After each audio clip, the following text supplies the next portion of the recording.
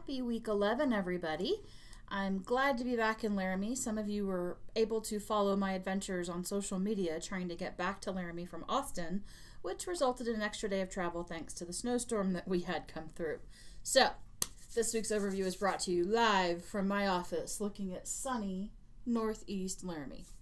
That said, I really did enjoy looking through the conversations that you guys had last week as you sought to redesign either the example flyer that I gave you for the bingo event or some other material, trying to bring together where we've been and everything that you've looked at thus far. So there were three main themes that kind of stuck out in the conversation. Number one, finding the details to include in a redesign.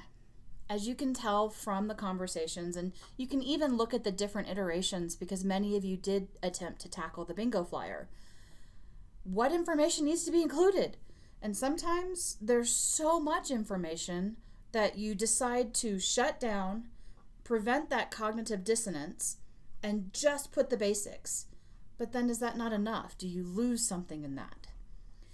When we think about message design and when we think about these types of messages in particular, we have to weigh the choices between too much text and too much image. And where's the balance and finding the details to include to prioritize. I think the two images on screen do a decent job of showing this in different ways. So the bingo sign in particular, the image of the bingo balls is what draws you in.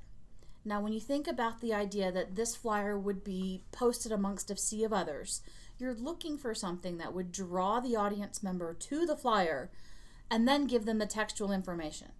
But of course, you still need to consider how much text is too much text. In some cases, we want to put all the basic information on there. The drag racing poster comes to mind. They wanted to put on there all the different classes. I could dig up a couple of examples of barbecue cook-offs that my dad has helped coordinate for years. I used to create the flyers for those, and when they sent me the original that somebody sketched out on a bar napkin and then decided to photocopy, I had to decide how much detail was enough. Did we really need to list all of the individual category prizes on the flyer, or do we just need to list the pertinent categories so that anybody looking at the flyer knows what they need to prepare? On the flip side, do we really need to have an image? Or can you certainly just give the title, the location, the date, and go? And certainly Andrew's example does a great job of that.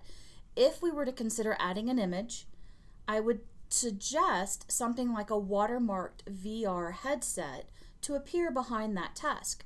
However, if we put that behind the text and it looks too busy, then obviously the image needs to go. And we have to ask ourselves, is an image necessary to draw them in?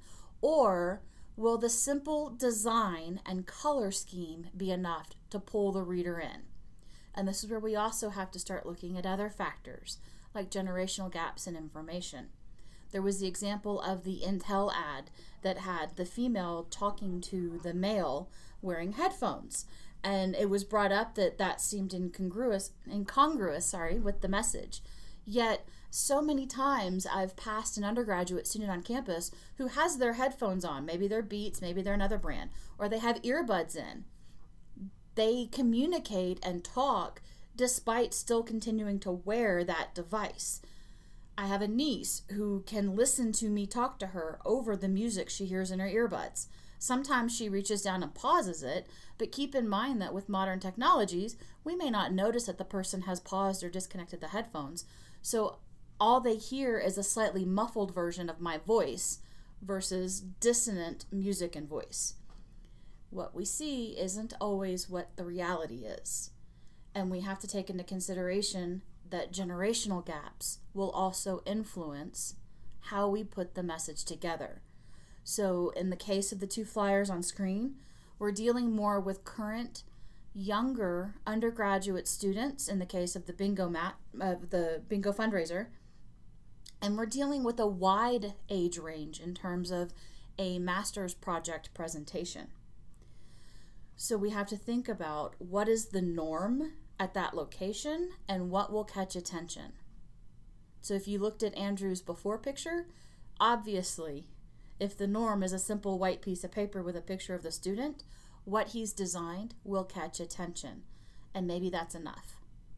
But we have to think about reframing the message, and that goes for every message that we design. It goes back to finding the details and what to include and how do we balance it. The last thing I want to mention is design tools. I know that at least one student used Canva. It was pretty obvious from a few of the designs that PowerPoint was used. As a novice designer, I would wager that I used PowerPoint probably 80 to 90% of the time.